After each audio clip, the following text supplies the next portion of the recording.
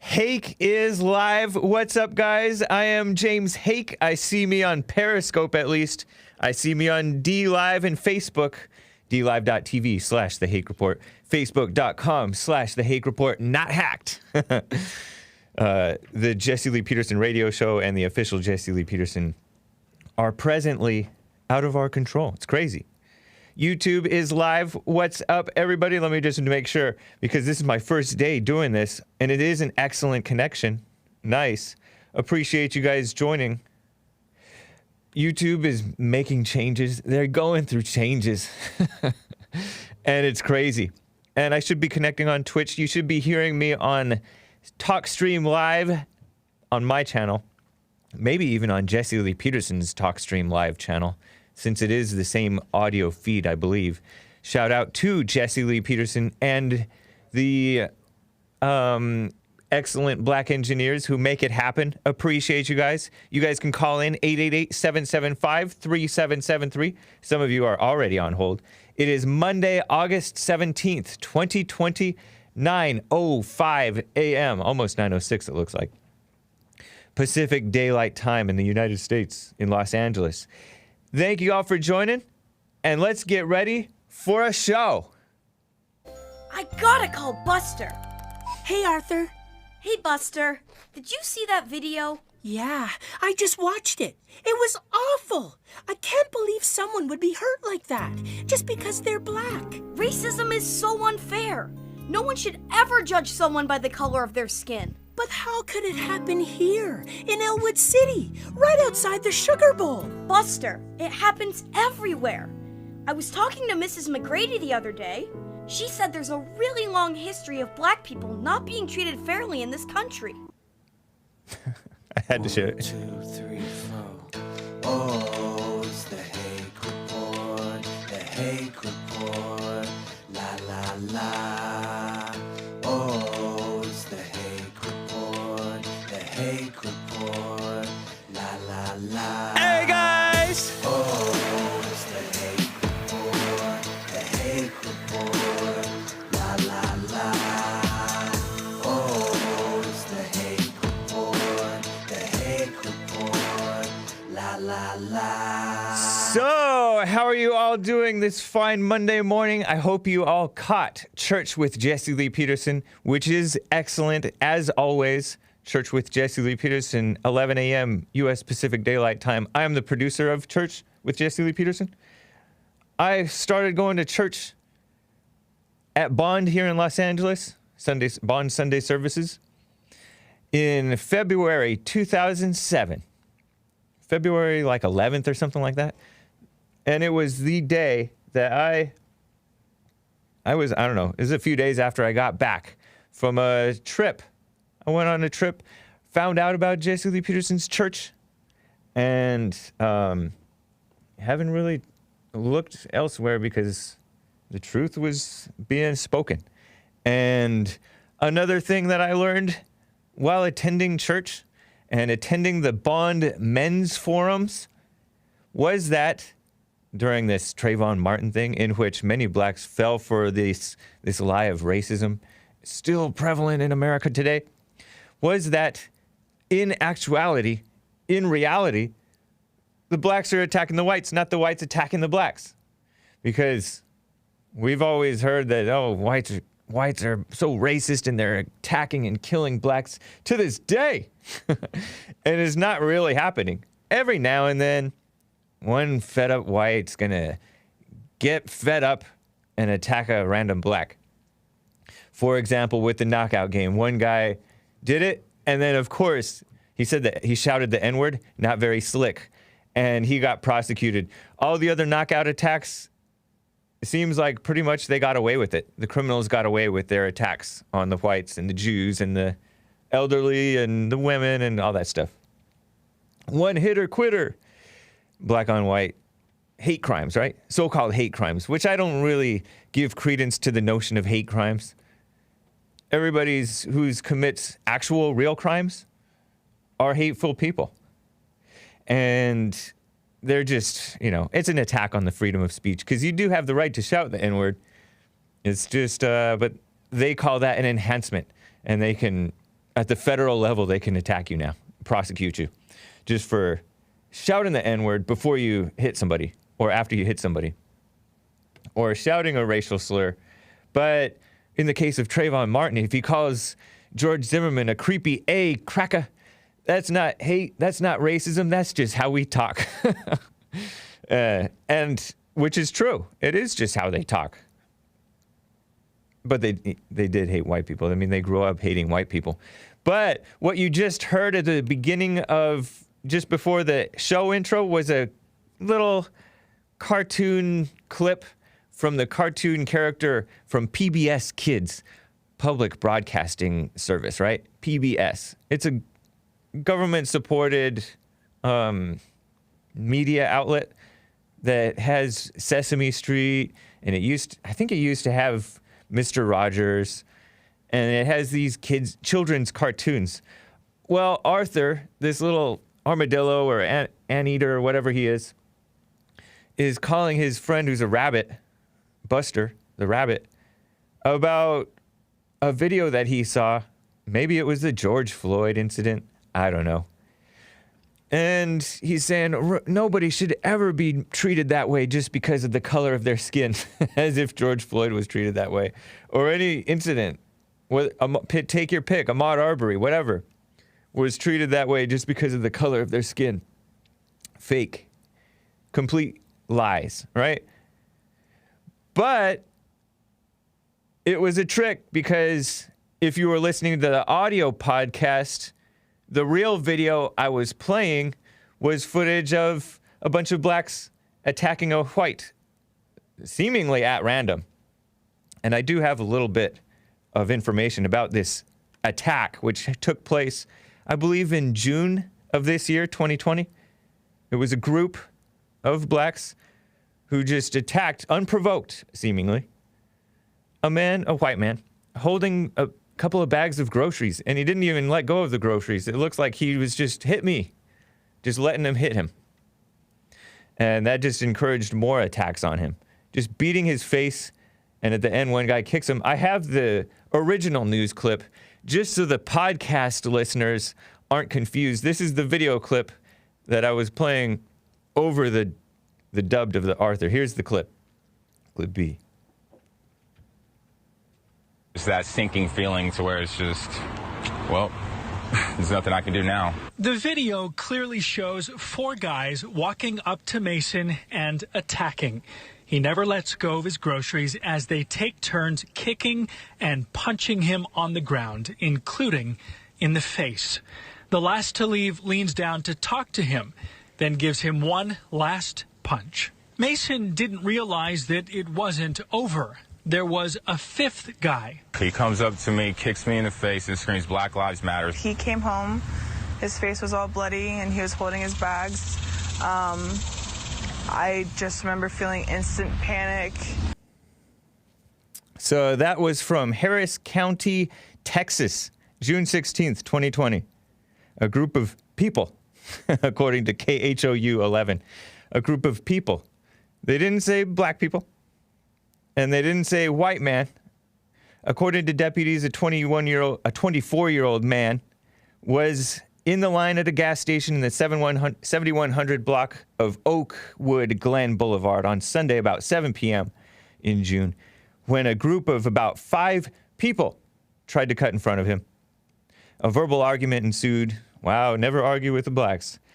And the group then left the store and walked toward a black vehicle. When the victim left the store a short time later with 2 plastic bags in his hand full of groceries, the group confronted him and started the attack. The victim was kicked and punched several times. He suffered a swollen lip and a laceration over his eye, and police were looking for it. I don't know if they've ever found these people who did this, but it was on security camera video footage.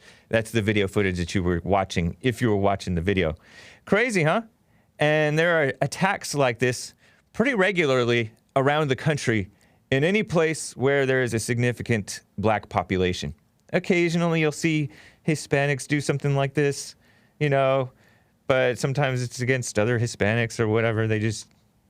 But, you know, I once thought that the Hispanics were as bad as the blacks in terms of the violence.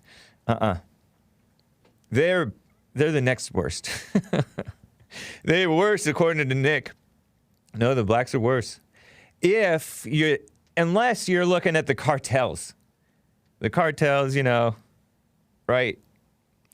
But some of the, you know, if you look in, what is that, El Salvador and places like that, where the crime is really crazy, yeah, you can find the murder rates are out of control.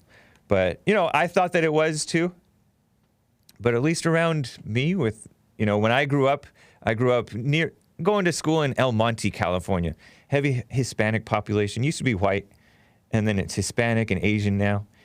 And earlier in the 90s, in the early 90s and the 80s, it was pretty bad. And then they kind of got a hold of the crime and stuff like that. Just like around the country, crime was way out of control. I'm talking about murders in Los Angeles, New York, and around the country. Chicago, all the major cities, Baltimore, with 800 or 1,000 murders in a year, most of them unsolved. And then it's now it's like 300, which is still way above what it was in the 50s, I dare say. Yeah, even when you account for the rise in the population, the per capita, it's still way higher today than it was before the 60s, right? Before one thing that contributed to it, the sexual revolution and the giving, you know, rewarding bad behavior, rewarding having kids out of wedlock and sex out of wedlock and getting rid of the fathers and stuff like that. That certainly didn't help. And by the way, that's what's causing the so-called poverty, which is not real poverty, by the way. I hear that more Americans are going hungry again. And, you know, honestly, who do you have to blame for that but the Democrats and the governors and the local leaders who are doing these shutdown orders, even against businesses, are criminally prosecuting businesses who are trying to open in responsible ways, right? With this COVID crisis thing. It's not COVID's fault that people are going hungry. It's the reaction, the overreaction. As Alex Jones called it, what do you call it? The power grab of the people, the Democrats, the politicians who are shutting stuff down, not letting people function. So I had to show that to you. To me, it was so funny to put the Arthur clip in front of the crazy black people attacking the white. Did you see that video? Yeah, racism is so bad. Oh, just pure propaganda for the children. I remember learning, I learned the word discrimination in a textbook when I was like in it wasn't third grade. It would have been 4th or 5th grade. And I learned that, the Japanese were our enemies. One of my best friends growing up, he was half Japanese and half Dutch Indonesian. And I remember turning around and like pointing at him like as if he was the enemy, and we were just total joke around about it. But this stuff is silly. It's off the deep end, indoctrinating the children. So that man, and I don't know if it ever got solved. I have a couple of more videos for you guys, and then I will get to your calls. Some people say that the cartels are on another level. Yeah, they have females in the cartels. And they're also Instagram stars. I wanted to say thoughts, but I don't say that word. I just did, but... And I will read your super chats as well. But yeah, the cartels, they served, I heard, as inspiration for the Muslim terrorists, like ISIS. You know how ISIS was cutting off people's heads and doing all kinds of crazy torture, murder, execution things against innocent people, including so-called journalists, some of them liberal, and do-gooders, like that female who was dating a Middle Eastern guy and she was a Christian trying to be a do-gooder missionary type of lady, and she got captured and murdered by ISIS. And there has been pilots. This Jordanian pilot I think he got burned to death inside a cage by ISIS. Much of that stuff was inspired by the brutality of the cartels, which has videotaped chainsaw murders of people. Sick stuff. Really evil. And they like worship a mixture of like this American Indian, or it's not even American Indian, it's like south of the border Indian. By that I mean like the so-called the indigenous people. And it's like a hill people. They are sick people. They worship like this goddess of death or whatever, and they want to act like they are halfway Christians. Like they mix together their version of Christianity, of Catholicism, worshiping Mary, to worshiping a goddess of death or something weird. Weird stuff down there. Yeah, the saint of death. So I have a couple of other crazy videos to show to you guys real quick. And then the lines are full, guys. I will get to you. Hang tight. But this next lady, I think it's the lady, right? Can you pull up the one that's a former JLP guest? I think I called it.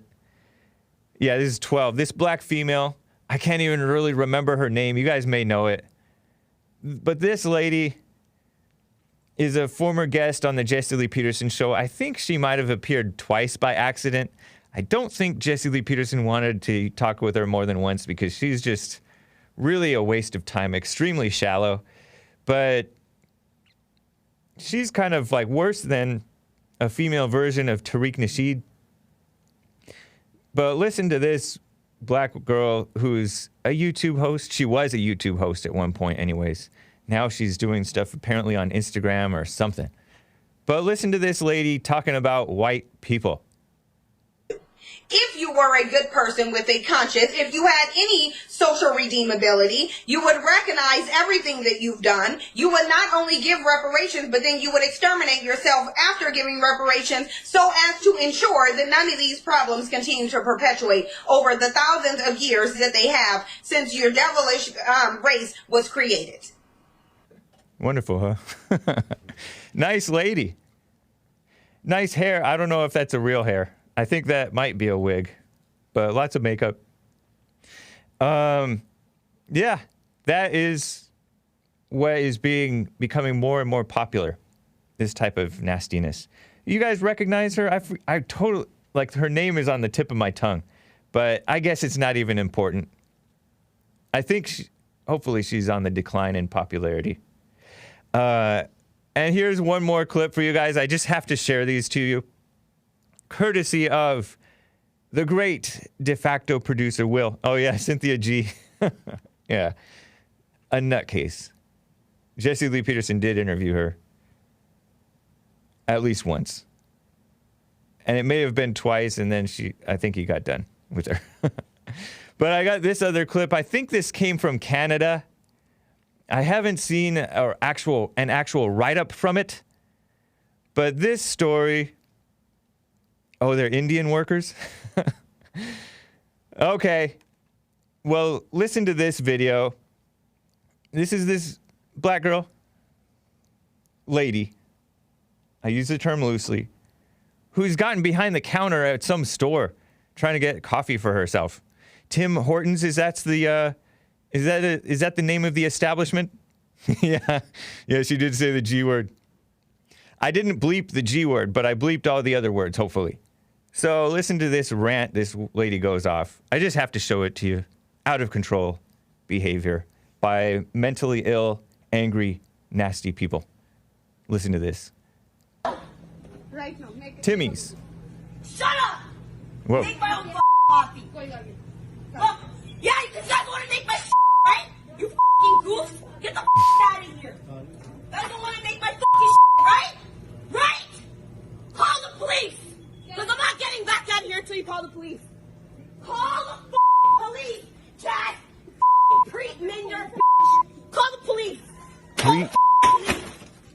Preet, that's Indian word. Call the police. Call the police. You're racist and you're wasting my time. Call the police. Black Lives Matter. Call the police. You're not gonna hit anybody. Shut the up, you guys. Call the police, bitch. You make my talk. You guys think this is a joke. I didn't think this happened in Canada. So I'll make my own coffee, bitch. I'll make my own coffee. She shouldn't be back there. Keep filming me. I have Can't you they on camera being racist. You stupid bitch. Now I'll never come back here. You guys are Oh no. stupid now. So unpeaceful.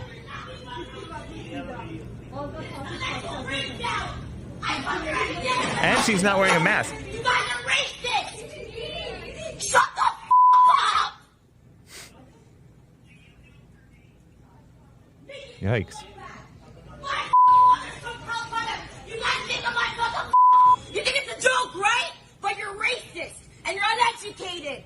You're uneducated. As she scratches her sleeve. Yikes. She said, because my skin's black.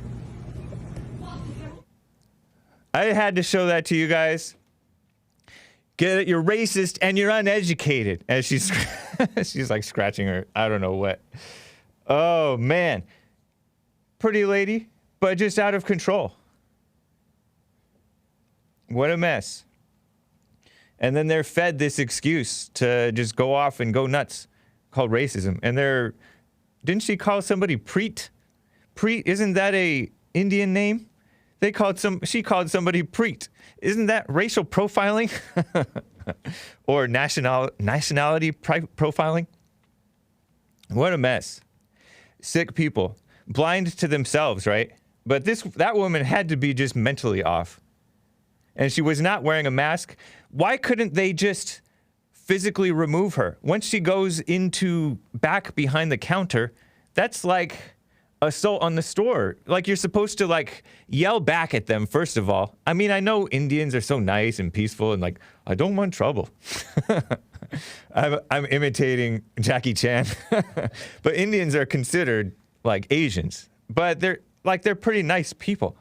And they're peaceful, and, they get robbed at 7-Elevens here, right? Isn't those Indians? And 7-Elevens are like, I try to actually kind of avoid 7-Elevens here, because even in El Monte, California, or even Temple City, southern side, there are sometimes these guys that come in and say, get out of here. Like they're going to rob the store. Or they pull these scams where they drop a box of beers and one breaks, and they say, oh, no, I need one. I need another one. I don't know. They do these weird scams all the time. It just attracts the worst lowlifes. And then there's, nowadays, with the homelessness out of control, people are just allowed to sit in front and harass you for money when they don't need anything. It's crazy. So you try to avoid this stuff. And so this place was a place called Tim Hortons or Timmy's. And apparently it's a convenience store or something, like a little market. Where you can, kind of like a gas station store. Sick people. But you're racist and you're uneducated.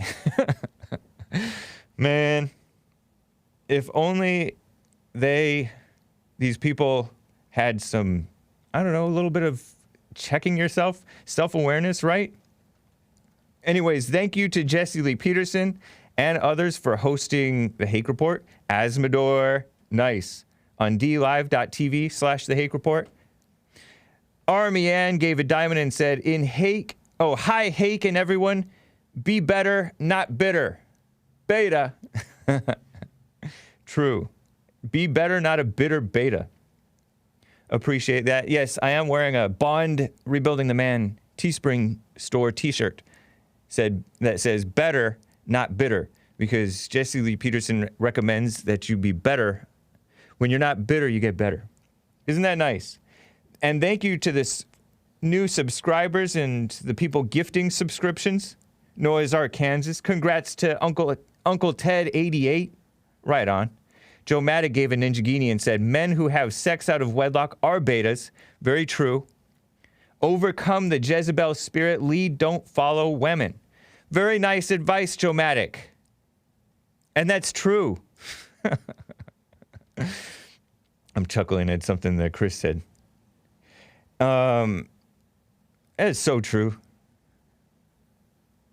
Following women is what's, this Black Lives Matter supporting aspect of the community is doing. They're propping up black women of color. They want Kamala Harris, and they're pretending that she's a black woman. She's part black. But that is Jamaican, man. I like Jamaicans. That's why I say that. It's cool. I like them in Jamaica. I don't like them teaching communist so-called economics like her father, I suspect, did. I don't know for sure if it was communism that he's teaching, but it's post-Keynesian. Anybody who's educated about this economic stuff know what post-Keynesian means? I think it includes Marxism. That's what I've read while, perusing Wikipedia, which we all know is a biased outlet itself. Joe Maddock gave a diamond and said, Cynthia G. Jesse Lee Peterson has interviewed her twice. Yeah. Asmodor gave a diamond and said, she has the cowardly lion hairstyle. That's true. Have you guys seen The Wizard of Oz?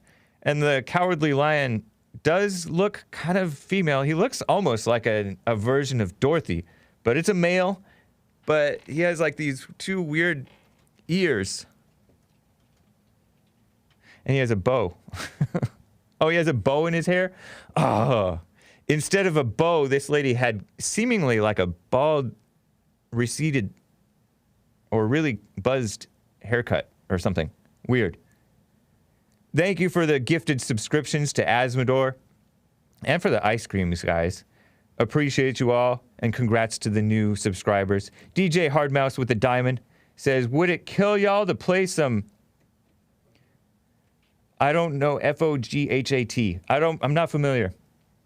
Oh, that's terrible.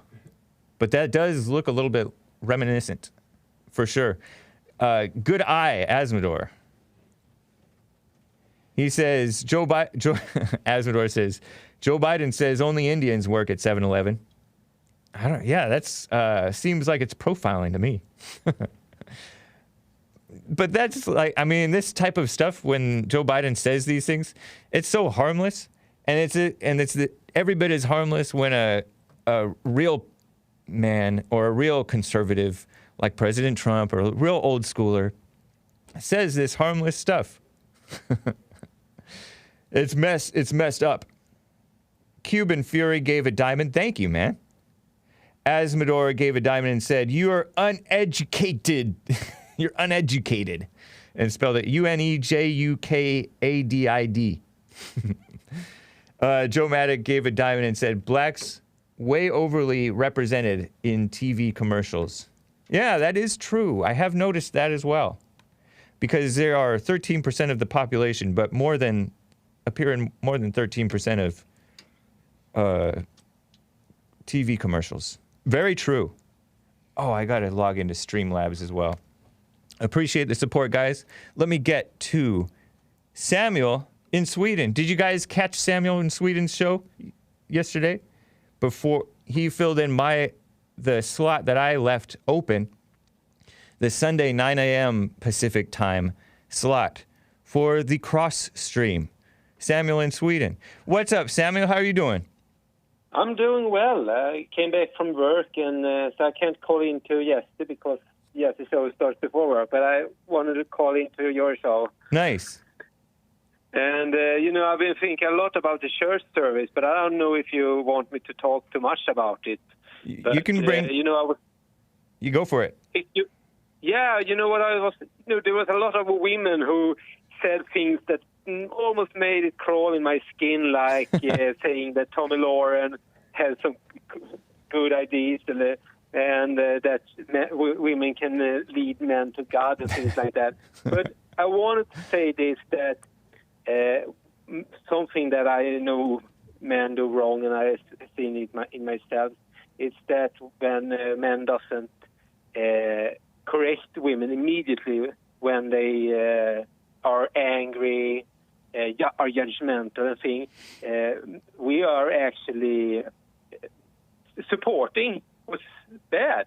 Right. So I mean, I think that any man that doesn't keep silent when they have a girlfriend or whatever, and they see girlfriends doing what's wrong, I mean, they may keep silent because they don't want to break up, but that's it.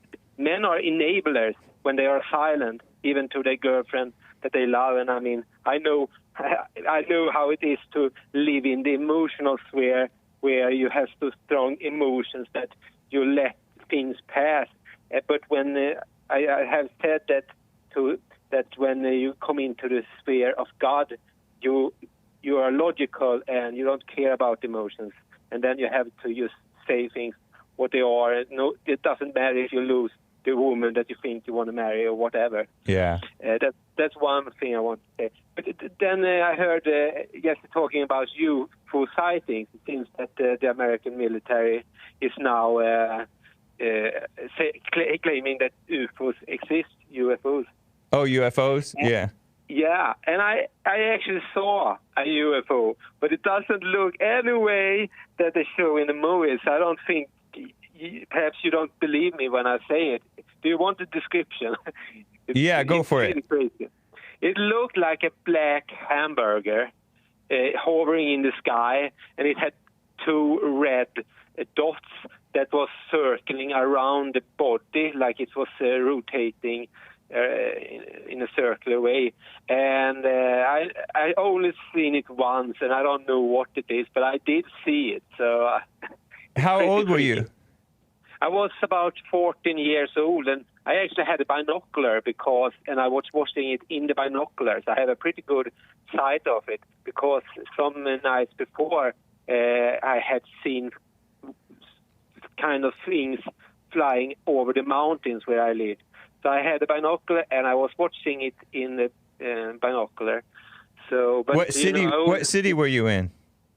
I was in a small hillbilly village in Sweden, and it was actually a very popular New Age place. Perhaps there was a popular because it was a weird place. I mean, I heard about dimensional ports and whatever. But anyway, I don't claim it's that, but I saw that crazy thing, and I don't know what it was. Yeah. I mean, it was long before they started to have drones, drones flying. I mean, today you would probably think it's some kind of drone, but that was almost 20 years ago, Right. So the drones was not a very usual sighting. Interesting. I appreciate it, Samuel. And you haven't seen anything since, huh? I haven't seen anything I can claim is a UFO. I mean, a UFO, alien, whatever. Yeah. Have you gotten into that stuff since then? Looking into it, researching it and stuff? I mean, as a really young person, I had a lot of crazy dreams and things like that. But, I mean, I don't know what is alien and what is demonic, because, I mean, I did have crazy experiences, but I don't know if it was dreams, if it was real. I don't know. I don't have anything anymore, but, I mean, you could call it abduction, dreams, or whatever. Wow. When I was a young boy. When did your parents divorce? What age were you? I was about, I would say, 3 years. Wow. You remember your dad being there? I have very, very fragmentic memories. Yeah, I can vaguely feel like I remember being 3. I definitely remember being 4 because I started going to preschool. I feel like I can kind of remember being 3. I think I can. Sleeping upstairs and all that stuff. Anyways, man, interesting. But since that time, you haven't really gotten into looking into that stuff, huh? Well, I didn't have any more UFO experiences, but I was a little bit into New Age up to the middle of my teenage years, Yeah. I think. And then it fell away, kind of. Oh, that's nice. Right on. That seems normal. Yeah, I became an ultra atheist when I was about, I don't really know, but before I was 18, I refused to believe in anything. At that point, when you were 14, were you living with your mother? Yeah. Yeah. I'm not proud of it, but I lived with my mother until I was 31 years old. And then she died.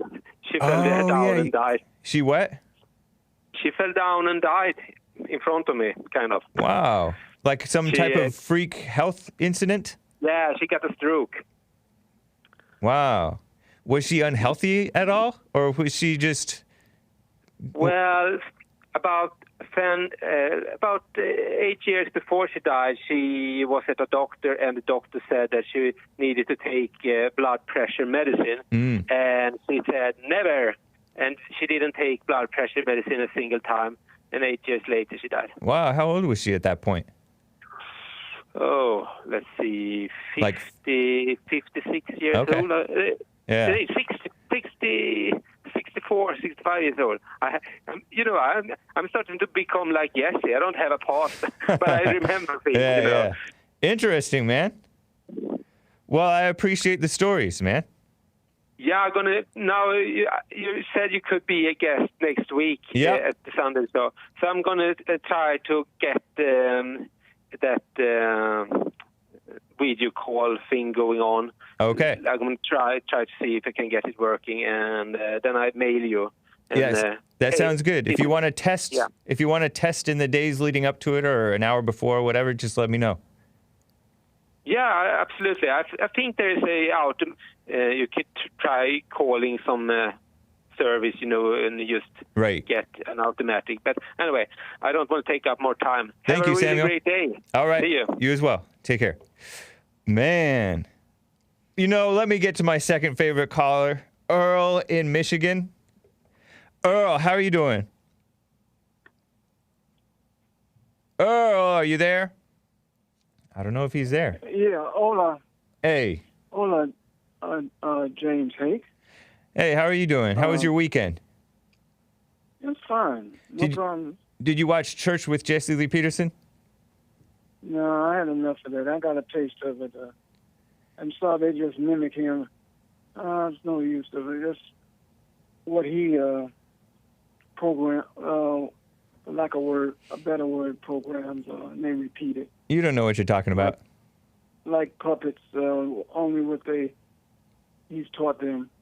There's a little bit of that going on in any place that you go. But why do you judge them and you're not even aware of yourself being repeating what I heard. Hold on.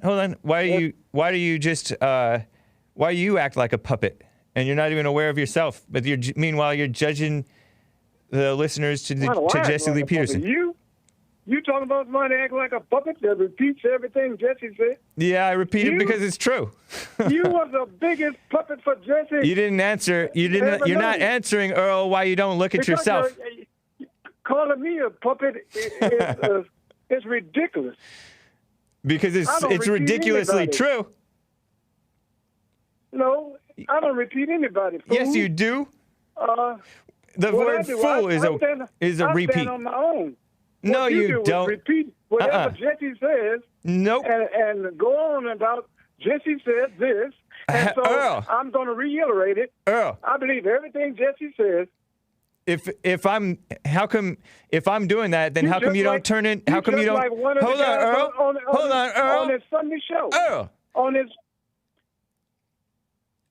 if I'm just like them, how come you turn it? How come? Hold on, Earl. Earl. I hear you. How come you tune into me and not them? If they're just like me. I don't want to hear that nonsense. At least I can discuss things with you. I can debate with you. I don't have to hear a tape of. So then, how come you don't listen to yourself? How come you're not aware of yourself being a puppet? A puppet? Yeah. Explain me being a puppet for what? A puppet for believing that all I talk about is white wing racism. That's puppetry. Oh, the truth hurts? You can't face That's puppetry. Hey, Earl. Hey, Earl. You've been doing it for 2 years. Earl. That's puppetry. It's ridiculous. Yeah, so you can't answer the question. What's your question? This is the typical black. Not aware of, you're uneducated and you're racist. Scratching the fleas out of my weave. Listen to you. Your message describes you. Huh? I'm just telling you what you are. Right. What you say. I know. And I'm telling you what you are, but you don't want to look at yourself. You got your opinion. That's fine. I don't have to. No, you don't want to look at yourself. Anyways, what did you want to talk about? Probably Kamala Harris and It's Kamala. Have some respect. Kamala Harris and Michael Cohen. I'm not interested in Michael Cohen. He's a rat. I know you're not. Yeah, he's not even news material. So what did you want to say about Trump? I know, but I haven't been paying attention to Michael Cohen. I know nothing and I'm not interested. What did you want to say about Kamala Harris? You're interested or not? But this is my show, Earl. What did you want to say about Kamala? There's other listeners other than you. Just because you're not interested, don't mean others want to hear about it. What do you want to say about Kamala?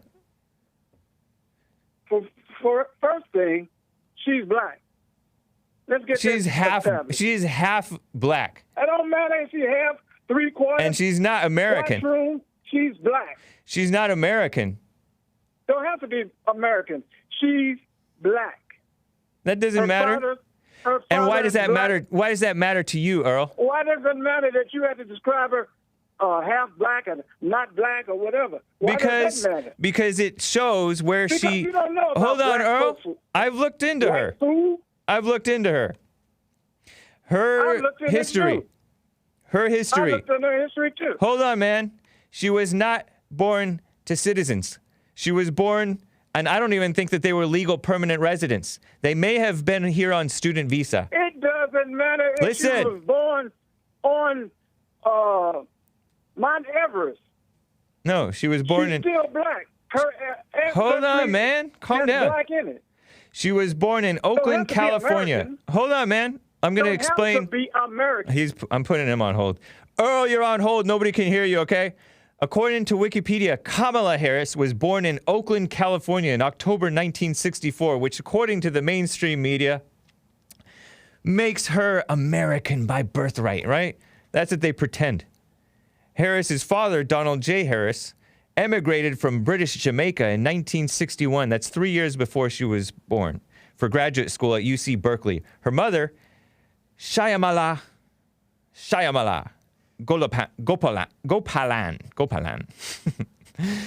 who was a few months older than her husband, whom she married. I'm assuming they got married. Emigrated from India in 1960. She applied to Berkeley in 1958. It was a surprise to her family. And moved here at like 20, 21, something like that. In 1960, that's 4 years before Kamala was born. You think that they became citizens? They did not become citizens, according to this writer from Newsweek. Her parents divorced when she was 7, and when she was 12, she moved with her mother to Montreal, Canada, and lived from 12, junior high, through high school in Canada. After high school, she came back to America and attended the anti-American Howard University, a historically black college in Washington, D.C., where they assault and rob people who wear children who go and wear MAGA hats, right? High schoolers who go visit the campus. She did not marry, by the way, until 2014, at age 49, to a Jewish white man who already had 2 adult children, or children anyways, became adults at some point, by a prior 25-year marriage. Kamala's stepchildren call her Mamala. And she's not the black American. She's not a descendant from slavery. And she was doing fine. She was bussed around, and I guess she visited one of those NorCal towns where her dad lived sometimes. She frequently went to India. Her mother took her to India a lot after they divorced, right? But she was, pretended to be a victim of racism and pretended to blame Joe Biden and admitted that it was just politics. What a fake. She's a fake person. But he's into the fact that she's black because he's into blackness, which is a dark mindset. Earl, why are you so racist? You're so racist. No, I'm gonna contradict what you just said. All right. See, I looked up her heritage. Where she was born, where she went to school in the United States matters not. I'm looking where she originally came from. Her father is black.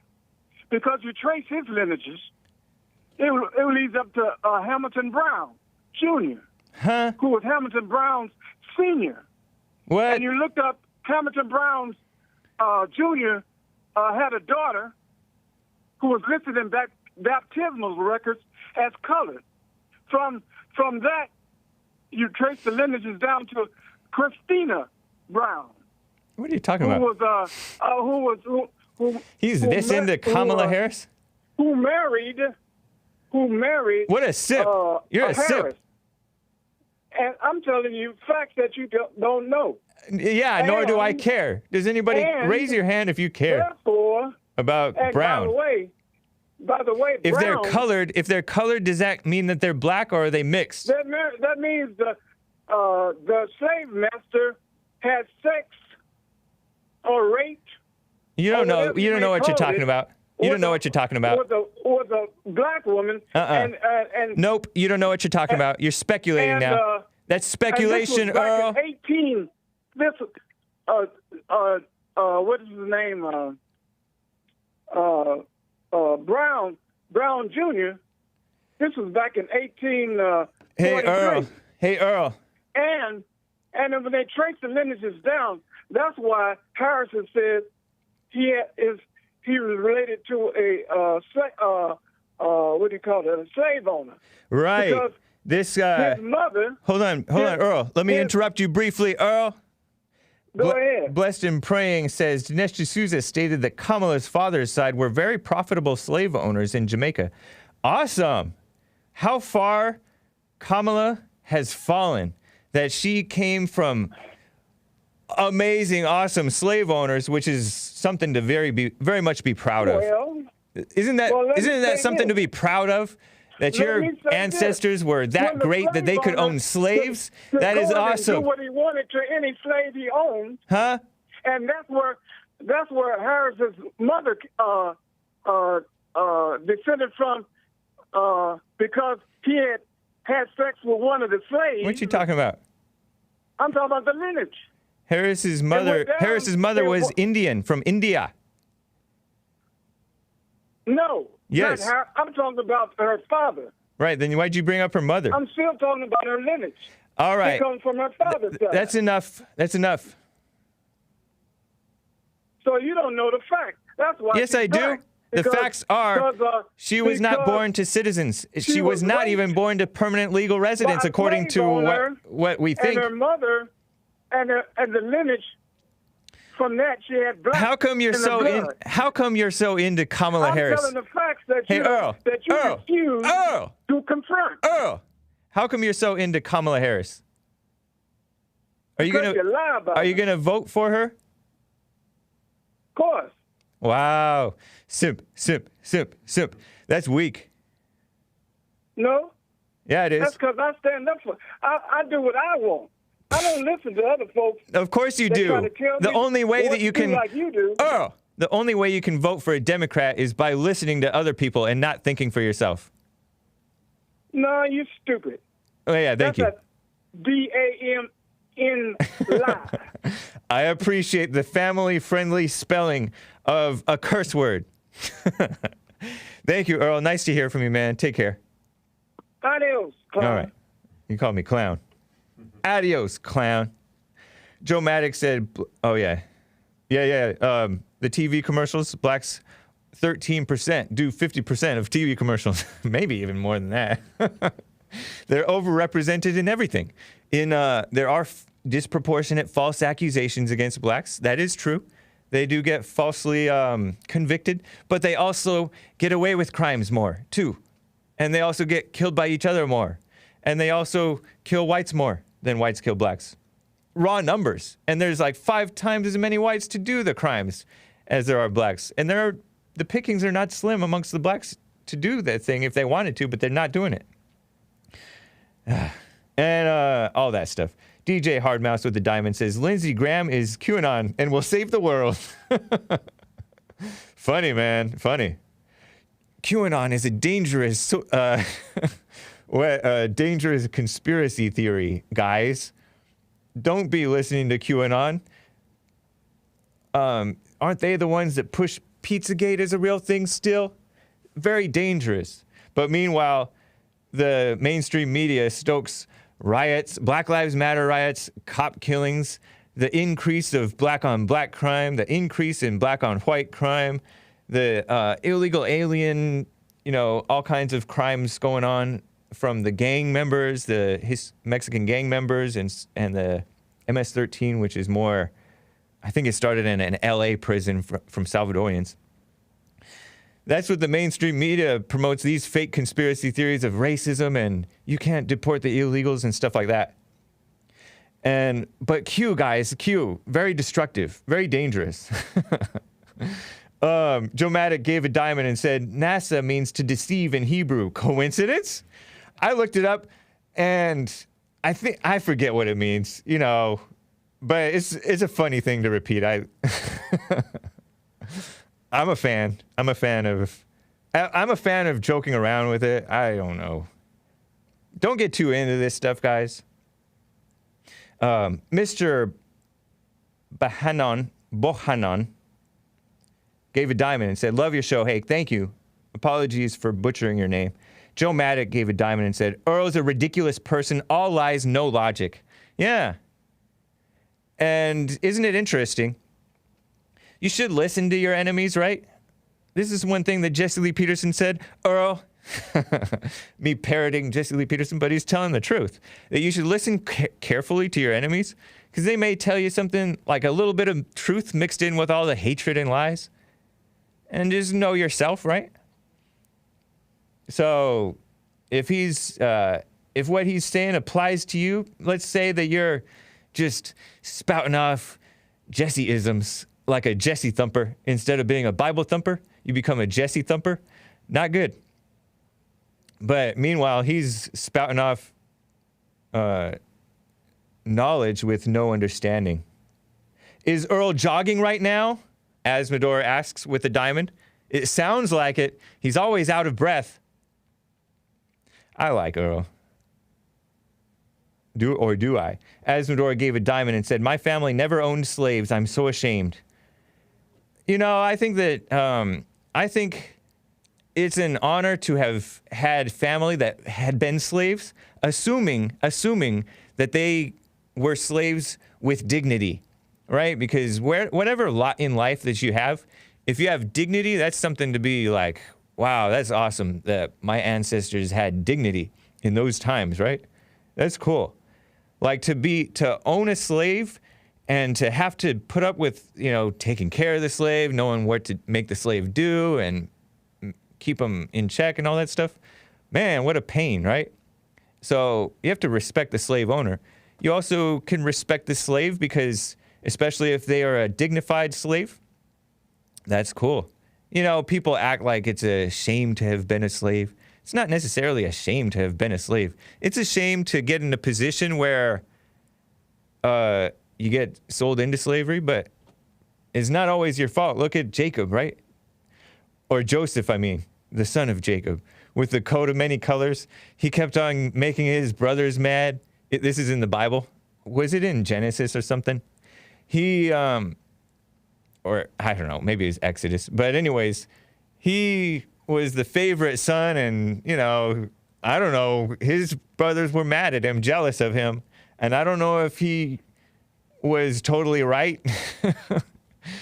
Yeah, his dad wrestled with God. But his dad loved Joseph. But Joseph didn't get named one of the 12 tribes, huh? He wasn't. There's no tribe of Joseph. But he was like the master over his brothers. There became a famine, and he became a slave over there. Potiphar's wife wanted him. He got away. He's like, no sex out of wedlock with my master's wife. A man of honor. That's cool.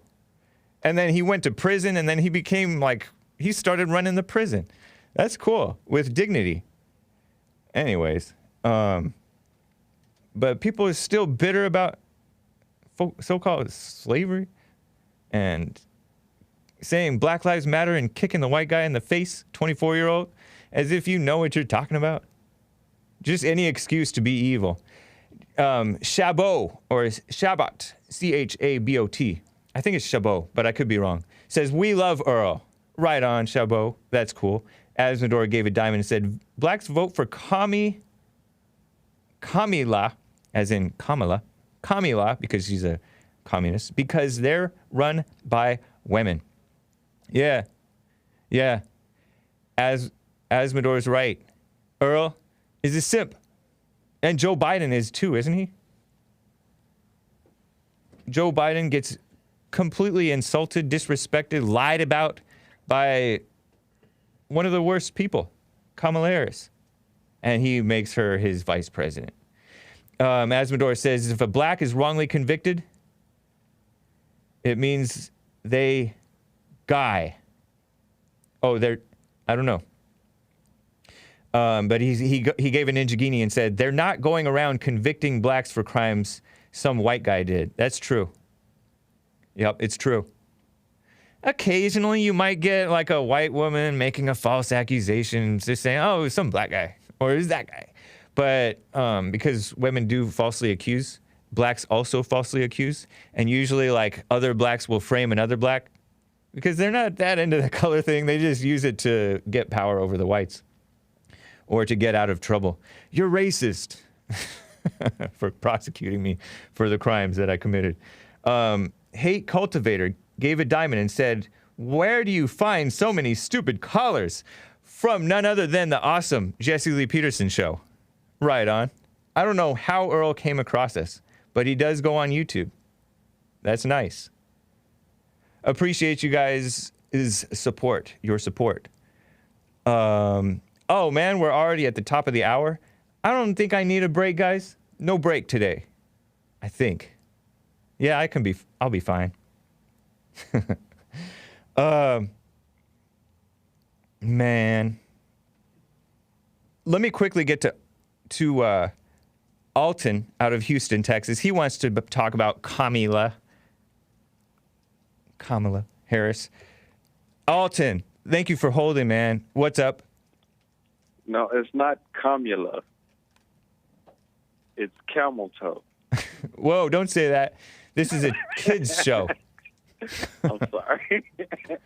Sorry, kids. I spoke to you. That doesn't mean anything. I spoke to you at least twice before, James. I'm sorry, man. But yeah, I mean, camel lady.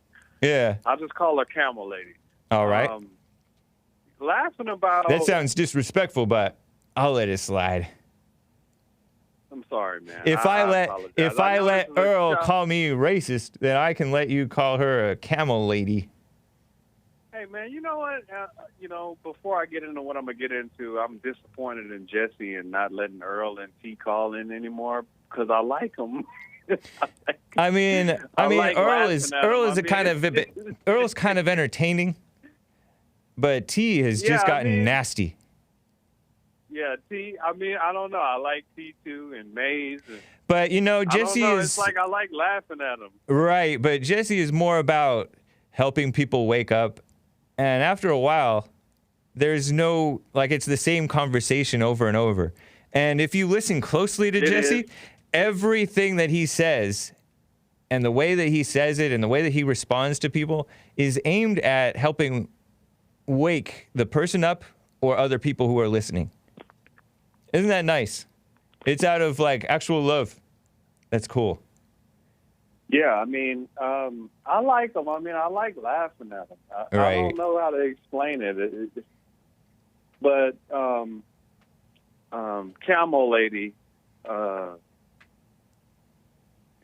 laughing on the Breakfast Club Yeah. about locking up black people, or all people, really, for that matter. White people were going to jail, too, for smoking weed. And was it for smoking it, or was it for possessing, or selling? If they possessed it, they were obviously smoking it or selling it. I mean, in either case, it's against the law. So okay. I just find her to be just the nastiest, dirtiest, just most evil woman. And when Joe Biden picked her, I mean, he pretty much gave Donald Trump the election. It was like he had that Stockholm syndrome stuff, when somebody abuses you and then you start to feel a personal connection with them and you start to like them. That was him and her. But I don't really have a problem with her locking people up for if it was a crime. He locked her up. I mean, they locked the people up who were committing But it shouldn't be a crime. It shouldn't be a crime because be that as it now may. it's legal. Now it's legal, and I know, but I don't think that's states.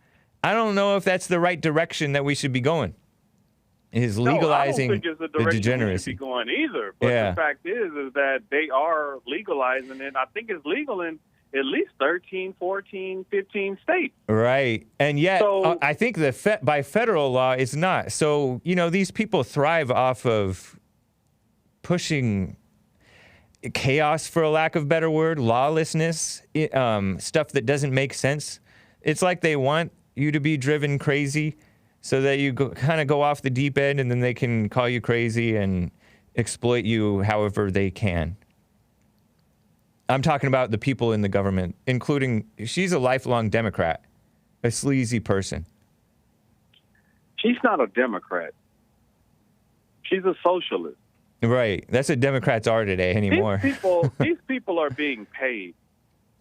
By? So I live here in Houston. Oh, right? You're talking about the government workers being paid? No, I'm talking about, the government workers and these rioters. These people are being paid. Oh. Because this doesn't make any sense, James. I mean, think about it.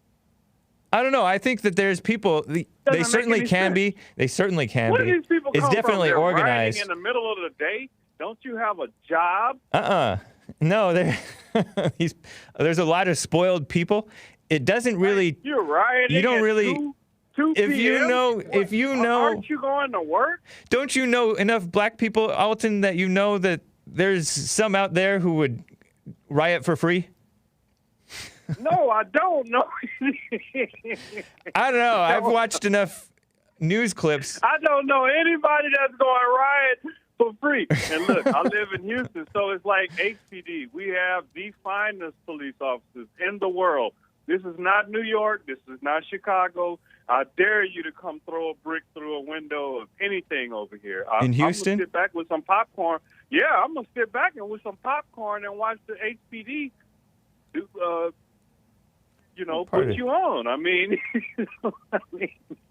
no, I don't know anybody that riots for free. In fact, they'll loot too. Hey, they'll man, loot. That's I'm their. gonna go riot. I'm gonna go throw a brick through a window and steal everything in the Apple store. Right. I don't know anybody like that. So then that's not for free. And I know some crazy people.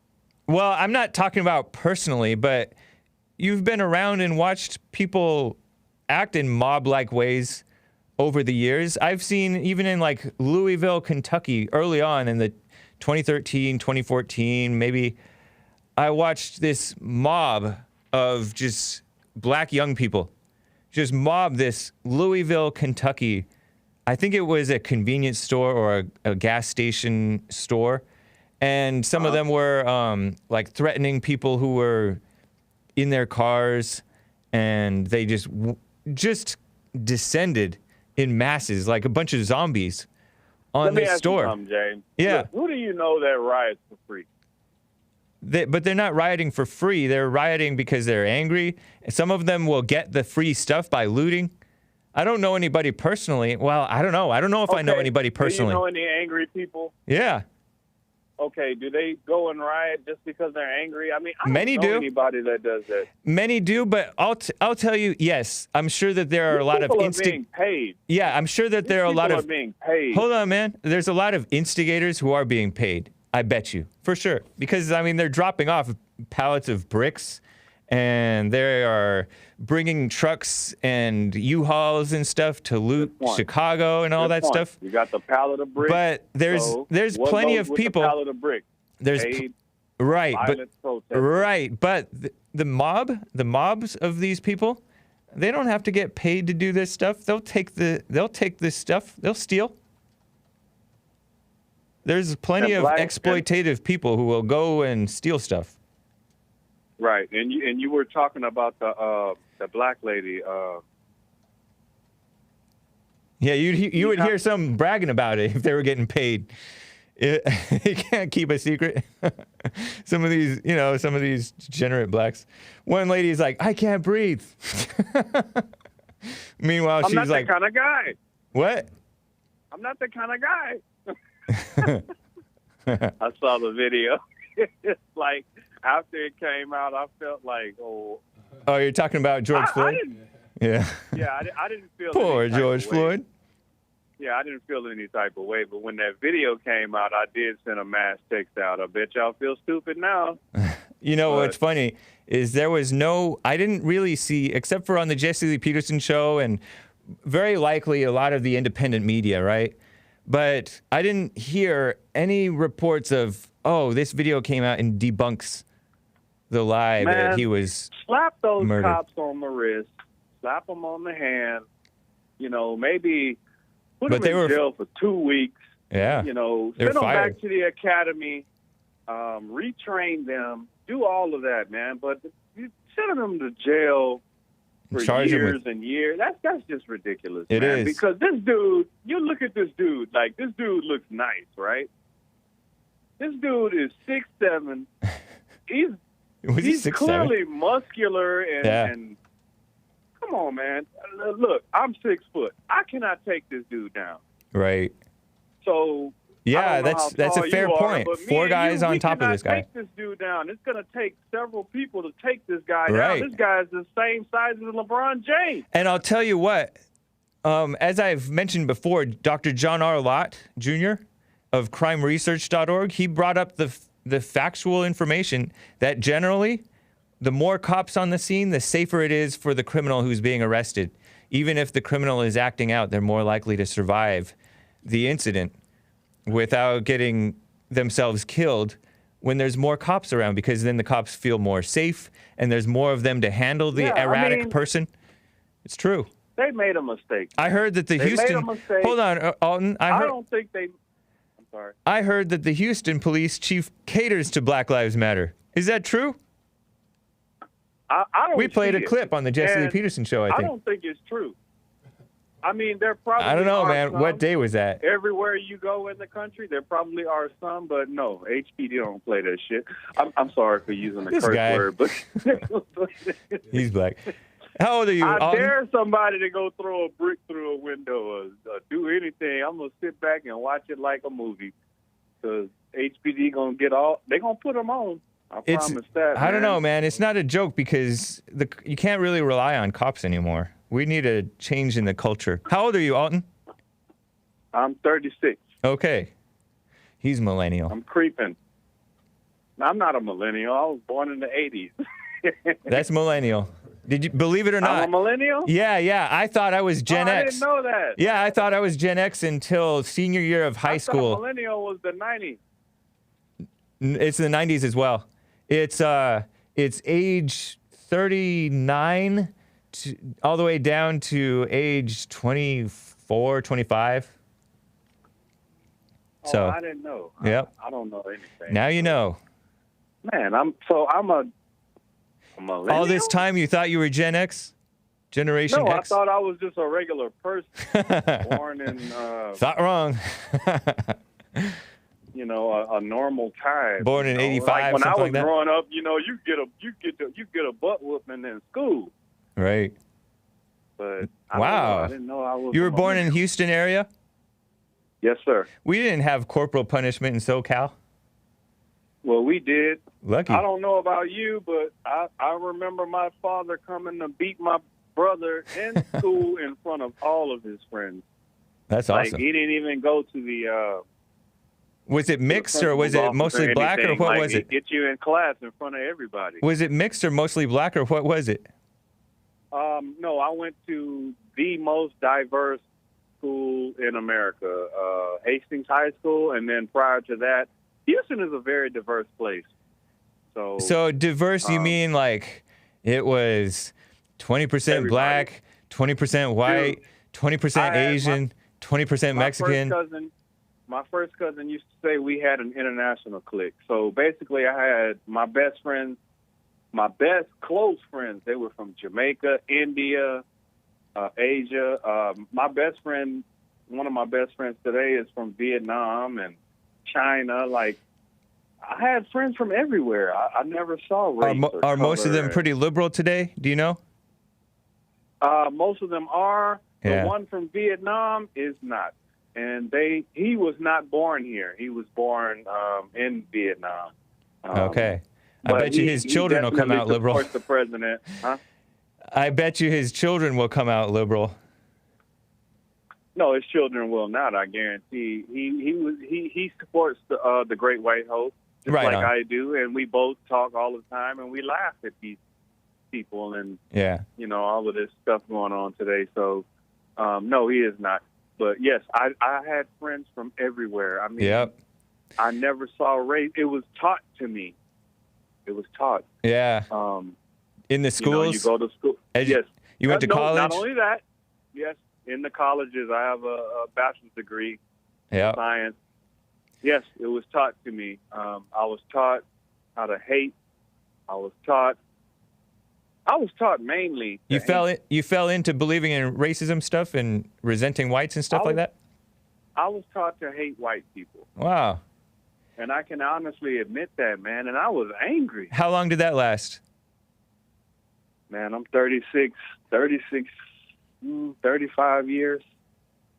It lasted a long time. I mean, it was when I started listening to Jesse. Yeah. And he was talking about my mother and how I needed to forgive her, and I did. I spoke to Jesse about this. I think it was June 11th of this year, something like that, June 8th or 11th. Yeah. And when I forgave her, the veil just came off of me. And now I find myself, like, trying to get angry, trying to get mad, and I can't. Okay. Because it's gone. Right on. It's all gone. And there is no racism. Right. It's just nasty people. There is none. I work for Jewish people. They hired me. They gave me a test, what you call like an aptitude or something test. And, hey, man, I passed it with flying colors. I got the job. Right on, Alton. But if I didn't get the job and I was a liberal, I would scream racist. Or if they fired you after a while, you would too. Yeah. Racism. Anyways, Alton, I got to run. Call me again. Will do, sir. Nice Thanks talking for with doing you. What you do. Baby Hitler. All right, man. Take care. Oh, man. Okay. Skip, hang on. I'm going to get to you next. I promise. But yeah, Newsweek apologized for for putting out this article by writer John Eastman, which I presented to you last week. And I told you about it in Hake News. Newsweek has apologized for the op-ed that questioned Kamala Harris's U.S. citizenship and her eligibility to be Joe Biden's running mate. Associated Press calls it a false and racist conspiracy theory, which the president has not dismissed. And so the op-ed is being used by some as a tool to perpetuate racism and xenophobia. We apologize. We entirely failed to anticipate the ways in which the essay would be interpreted, distorted, and weaponized. I find that hard to believe, honestly, because anything bringing up this is, of course, going to be stirring up controversy. And really, the people who are the nasty ones are the ones crying racism and xenophobia, not the people who are saying, you know what, I don't think she's a citizen, or she's not a citizen. But you know, Josh Hammer, who is the opinion editor, Newsweek is a leftist outlet. I was surprised that it even ran this article. And Nancy Cooper is the global editor-in-chief, a female, I assume. So AP, so-called news, the far-left extremist anti-American organization, Associated Press, called the writer John Eastman, who wrote this article, a conservative attorney. And he argued that the Constitution, the 14th Amendment, which allowed former slaves to become citizens, which says you should be born here and under the jurisdiction of the United States. That's a key phrase. Means that not everybody born here is a citizen. They have to be born here by parents who are either legal permanent residents, according to some Supreme Court decision, or citizens, naturalized citizens, or natural-born citizens. They may have, the parents of Kamala Harris may have been legal student visa holders. Maybe. Don't know. Like I told you, this was before the Hart-Celler Act of 1965, the Immigration and Nationality Act, written by an Irishman and a Jewish guy. Hart, I think, was the Irishman. Did you know that? Freaking Irish. And the Jewish people, you guys, I don't have to tell you about them. You guys know more than me. But Hitler even praised our immigration system, according to this Wikipedia article, which was before the Hart-Celler Act. Hitler wrote his admiration of America's immigration laws in Mein Kampf, saying, "The American Union categorically refuses the immigration of physically unhealthy elements and simply excludes the immigration of certain races." And we used to have this thing called national origins formula, in which from the 20s to the whatever, before the 20s, I think we had a moratorium on all immigration. That's what I heard. But from the 20s till whatever, the 60s, we wanted to keep the current demographics. So we mainly brought in people from, which I think we were like 95 or more percent white Christian Americans, right? Something like that. And so we were bringing mostly like Western Europeans, people, like normal people. And now we're totally changing the demographics, which is what Ted Kennedy said would not happen. He said we would not be bringing in 1 million immigrants, flooding the cities with 1 million immigrants a year, which is what we've been doing. And we would not be upsetting the demographics, which is what we have been doing. It's crazy. 90% white Americans, white normal Americans until the 60s. And before they passed this 1965 Hart-Celler Act, C-E-L-L-E-R, Kamala was born in 64. It's crazy.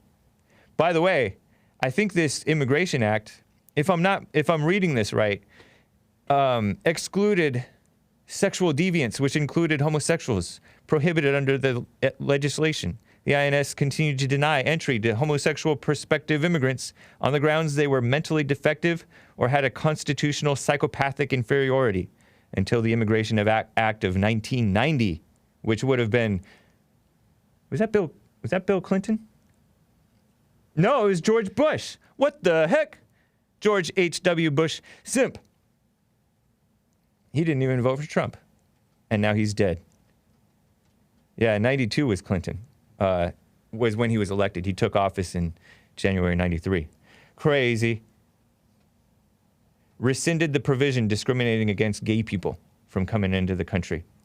So, and now we have illegal alien trans people saying, Obama! There's this famous clip that I've played on my show before, this transgender Hispanic illegal alien guy shouting at Obama with a fake female voice. It's, But yeah, what a mess. Here's an excerpt from Eastman's Newsweek article, and then I get to skip, and then the rest of you callers, hang tight, guys. excerpts from this John Eastman article. Oh, you have the Houston police chief clip? Okay, and then we're going to prove to our friend Alton that this Houston police chief is a simp for Black Lives Matter. Is that a bad word? Should kids not repeat the word simp? Because I'm trying to stop saying cuck. Because it has other bad connotations. So I'm stopping saying that, right? Here's a quote from John Eastman's article.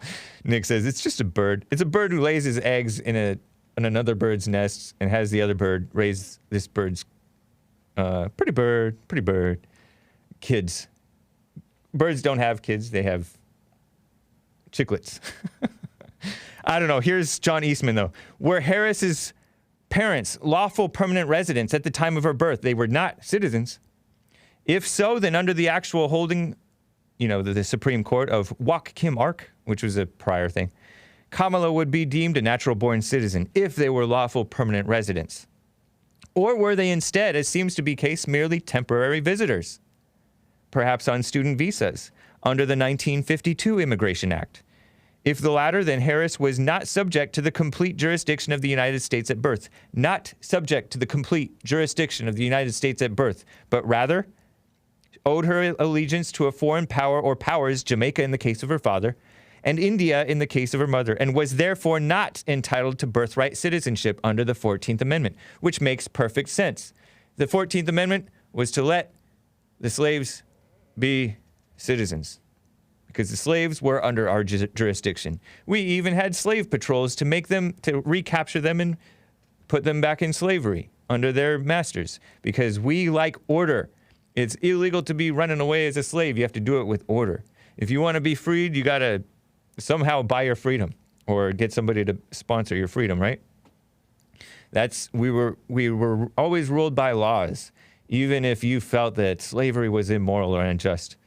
Interestingly, the 14th Amendment Citizenship Clause might also call into question Harris's eligibility for her current position as a United States Senator.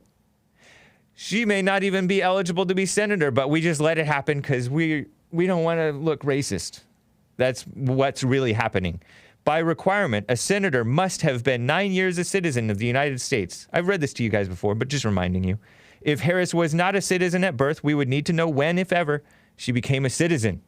Her father's biographical page at Stanford University identifies his citizenship as follows: Jamaica by birth, U.S. by naturalization. But there is some dispute over whether he was ever, in fact, naturalized. To this day, he might not be naturalized. Is he voting? I wonder. Just because he doesn't like her smoking pot and feeding pretending that feeding the Jamaican stereotype of pot smokers doesn't mean he's a conservative or a law follower. Like I said, he might be teaching Marxist economics at Stanford, right? Anyways, it is unclear whether Harris's mother ever became a naturalized citizen. If neither was ever naturalized, or at least not naturalized before Harris's 16th birthday, which would have allowed her to obtain citizenship derived from their naturalization under immigration law at the time, then she would have had to become naturalized herself in order to be a citizen, and that does not appear to ever have happened. Yet without it, she could not have been 9 years a citizen of the United States before her election to the U.S. Senate. But we just let it slide. A nation of lawlessness now. Thank you, Democrats and rhinos and establishment and mainstream media, including Fox News, which just calls this stuff conspiracy theory. Conspiracy theory? They're conspiring to just call it racist and just say, oh, if you were born here, you're a citizen. Such liars. And with all that, mainstream media is going after Trump because Trump, he was part of the birther thing with Obama's birth certificate, which we haven't really, have we seen a valid birth certificate? I don't know. Doesn't think so. Another top guy was Sheriff Joe Arpaio, who pointed out that it was indeed photoshopped, according to him and his crack research team. Interesting. Thank God for boomers and older guys. Joe Arpaio's older than the boomers. But I like old school men Americans like President Trump and Sheriff Joe Arpaio. Right on. Men's History Month. Living history. Living heroes. Unlike Obama. Unlike Kamala Harris, whom Earl likes. I'm going to touch on this Michigan battle. And also, can we just real quick play this Houston police chief clip? Let's do this just to show Alton. Listen to your police chief. That treatment. Oh, man. And what I love about this man and this man and this man, what I love about this city is that they want people of color to be talked about as being thugs and we're bums and my people, as an immigrant, we're rapists. We know what? We built this country. I got news for them. We ain't going nowhere. The ship has sailed. So if you've got hate in your heart for people of color, get over it. Okay? Because this city is a minority majority city. And this city is a city where blacks and whites and browns and legal and illegal all get together because we judge each other by the content of our hearts. Okay? So I am angry. I'm angry. I'm angry because people don't understand, well, why are black people so mad? We had a little old lady stabbed by a crazy man in that officer-involved shooting that stabbed that little old lady. And I had a press conference, and I was angry. You might have seen it. But what people don't understand, I was angry because I looked at that video and I saw my mama's face. And a black man, I may not be black, but I'm God's child. I saw that man calling out for his mama, I thought about my mama. What I kept thinking is, he must be seeing her already in the street. Yes, he was transitioning. They're not letting her come. Yes. So I'm here to tell you, we will march as a department with everybody in this community. I will march until I can't stand no more. That was after George Floyd, obviously, right? Because there was a black dude in the background of this Hispanic police chief of Houston, Texas, who's simping for Black Lives Matter, pretending that he's a child of God. But he's angry in his heart, and he judges people by their character, but yet pretends, look at him, march for our lives. He's marching against the Second Amendment with the children after the Valentine's Day 2018 attack by the Hispanic-sounding name guy who shot up the school over in Florida somewhere, I think. Yeah, he's just a kiss-up. Was he one of the people? Oh, no, I don't think he was. There was another Hispanic police chief who was against the Second Amendment over in that part of the country. But that's this guy pretending that, it's not against good character to be an illegal. He said legals and illegals. And he's lying because he referenced about Mexico not sending their best. Some of them are rapists, as President Trump rightly said, and he's pretending that it's not true. And it is true. Local story after local story. Crazy rapes coming out of people who came up through or from Mexico. So he's lying about that. And he's justifying anger. What a blind person. And he's like breaking down crying and talking about, this was after George Floyd incident, just stirring up the anger and pretending that these people are right. Dr. Love says, deport this commie police chief. Yeah, that's what they are. Because it's not just the out-of-control rioting segment of the population that are the destructive communists. It's also the pretend well-behaved people who are pretending to spread love, but they're really just female-minded, angry, resentful, lying, fake people like this guy. That's the police chief, man, Alton. I know you're not for that. But that kissing up, I don't think that that's prevented any riots. It was just, it was spreading destruction another way. You know, the only evil in the world is not murder. The only evil in the world is not child sex trafficking and pedophilia and stuff. There's so much evil in the world that's being encouraged by these people. They're sick. Oh my gosh. If I get I'm going to try to get to. I'm going to get to Skip. I'm going to get to the other callers. Hang tight, callers. Nick will get to you. Some of you guys are on hold and have not given your name yet, I don't think. But I got to show this. There's this fake pastor over in Michigan. The Proud Boys were trending over the weekend, I guess on Sunday. Pro-Western civilization. Very centrist. Some of them are on the right. But for the most part, they're centrist, honestly.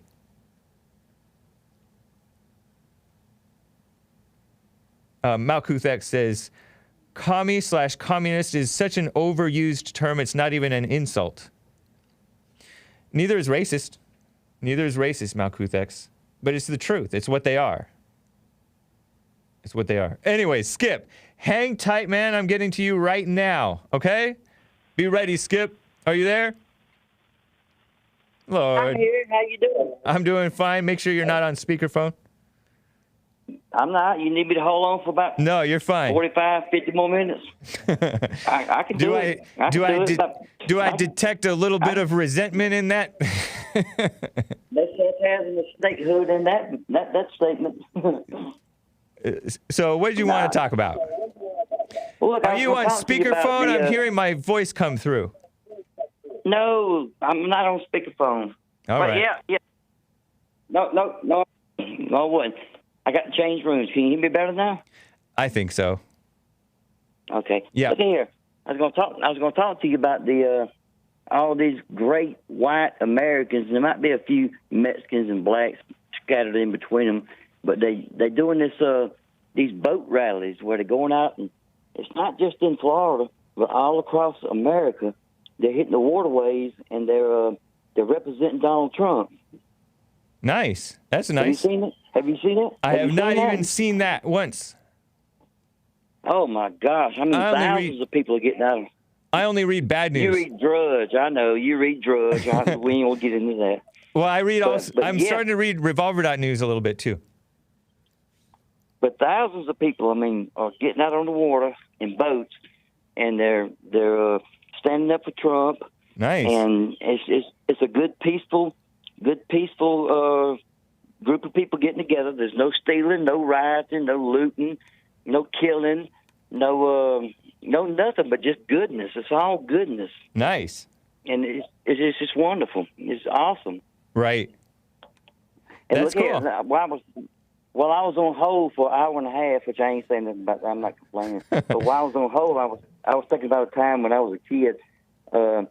My mom used to take me to the public swimming pool in Middlesville. Yeah. Where I grew up at.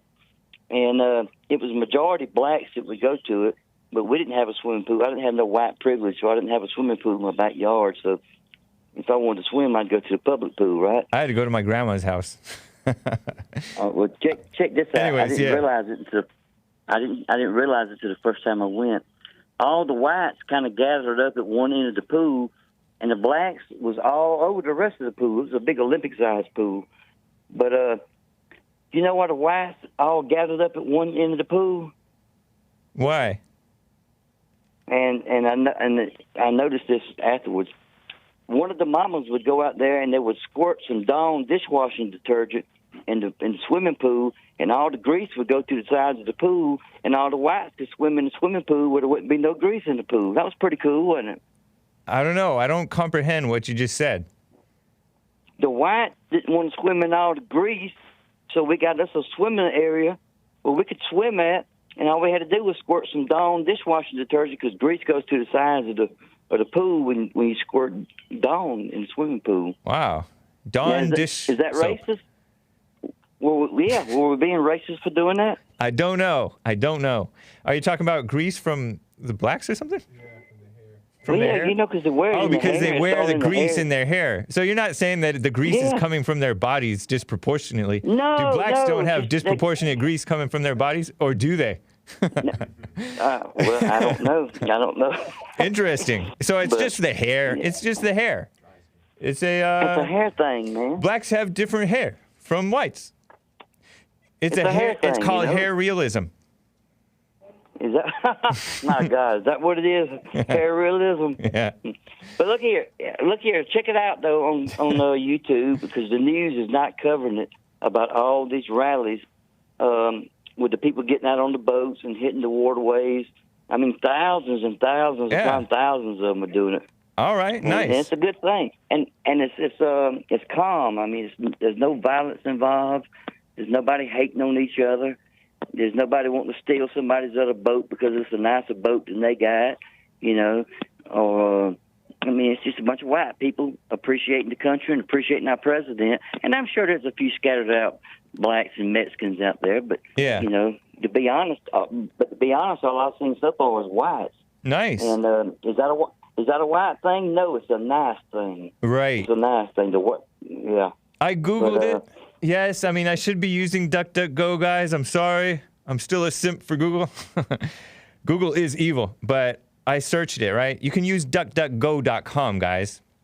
They don't track you, and they don't change, you know, they don't filter out your results for acceptable results, right? At least not as badly as Google. But anyways, I searched it, and I found about, like, there's some, there was a boat that sank in a river, Willamette River. But as the Trump boats, I think it was choppy waters causing the boat to sink. But whatever. That's nice, though. That's cool. Well, look here. I'm going to give you one more week to do the story on the chicken bones up in Atlanta. Yeah. And if you don't do it, I'm going to call Asmodor, and I'm going to give him an exclusive on it and let him do it, all right? Okay. Appreciate the extra chance, Skip. Thank you, man. Good to hear from you. You got one more week. I love you, bro. You take care, and you're doing a good job. Appreciate it. Happy Men's History Month, Skip. Happy Men's History Month. Happy Men's History Month. Talk to you later, man. All right. Talk to you later. Let me quickly get to Connor, and then I'm going to cover this story, all right, guys? And then the rest of you callers, please hold. Connor out of Atlanta, Georgia. Good to hear from you, man. What's up? What's up, Jabe? Hey. Hey, I did have a question that I told Nick, but after hearing what you just talked about and with Skip, I kind of changed up my question. I got a new question. So in Stone Mountain, they were having a protest. I have a little Dredge headline from that. Yeah. Who was having the protests? Who was the main people protesting? Was it Black Lives Matter or was it conservatives? I believe so. I believe it was Black Lives Matter. I mean, I saw screenshots, and I saw like a lot of white boomers who were there protesting. I see one guy who looks like he's probably not a boomer.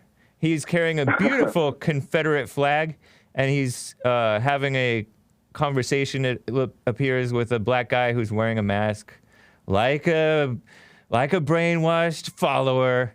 And his thing says, remove the hate, or something like that. But he should talk to himself and his own people. That's ironic, yeah. Very ironic, considering. But so I saw some of these screenshots. My mom sent them to me. And my mom is like a big Trump hater, like thinks Trump is the worst thing since, Hitler. Yeah. And all that mess.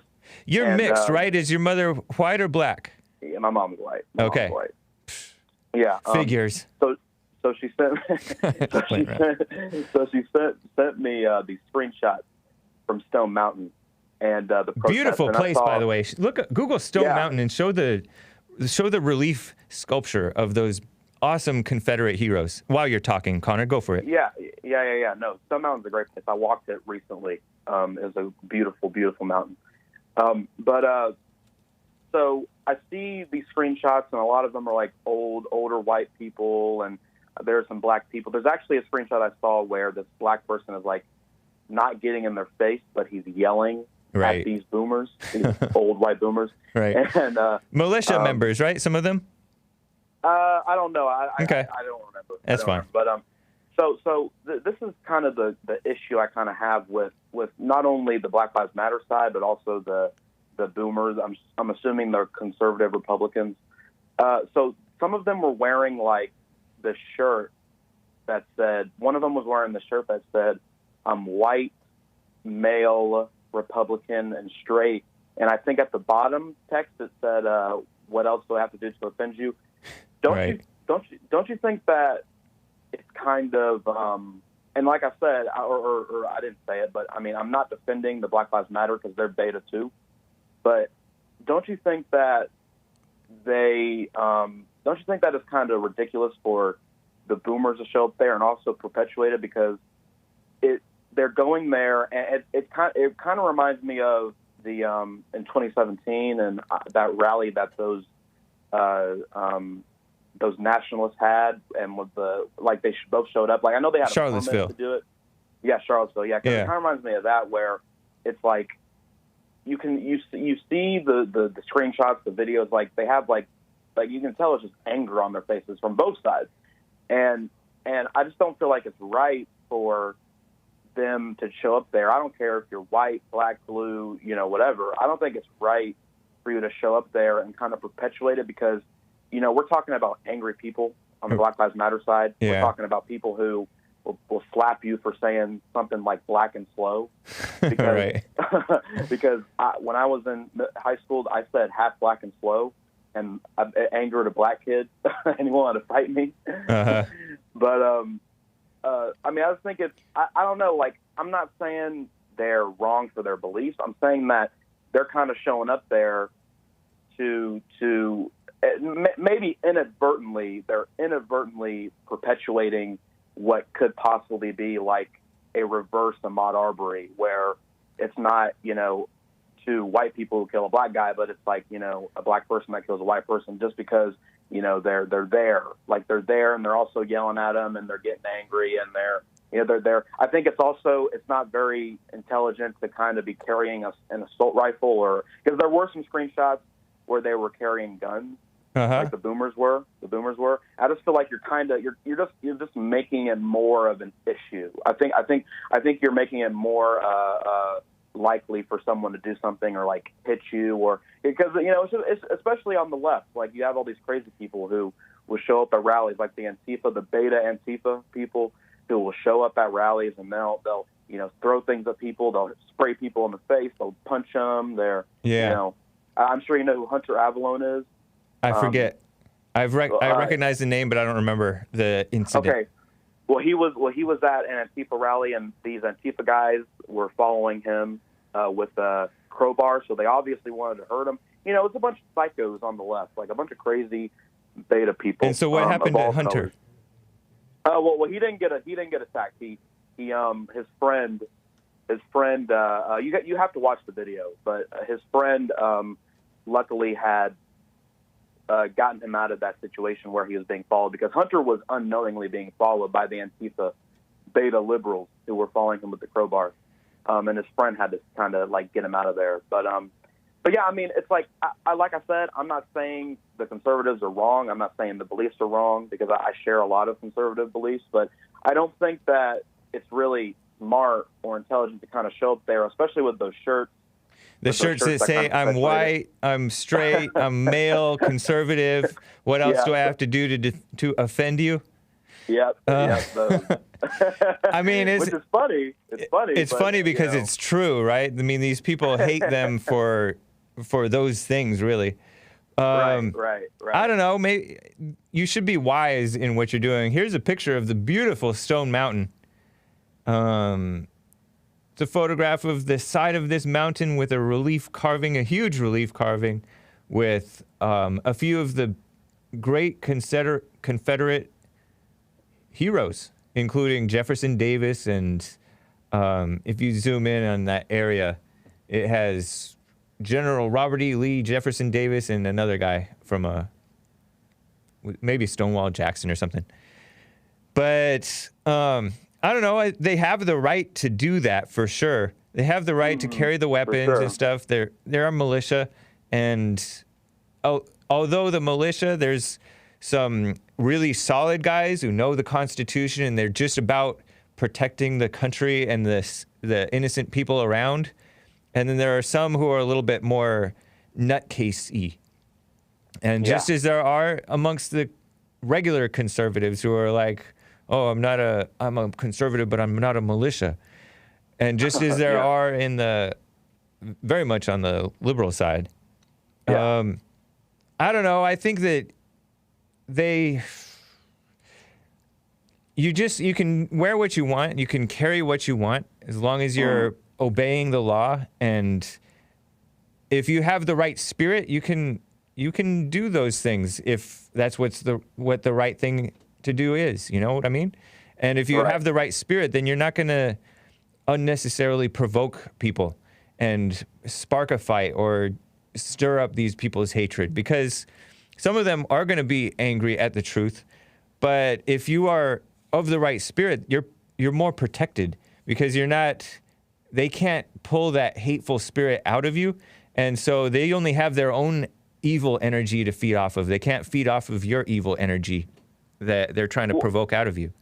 Well, I would argue that, like, and growing up in the South, you know, working around a lot of older white people and a lot of boomers, like they, you know, of course, you know, judgment isn't right and making assumptions isn't right, but I feel like a lot of them here, it's like I know one in particular who I'm not going to dive into, but, you know, I'll just kind of use them as like my general here. But it's like, I feel like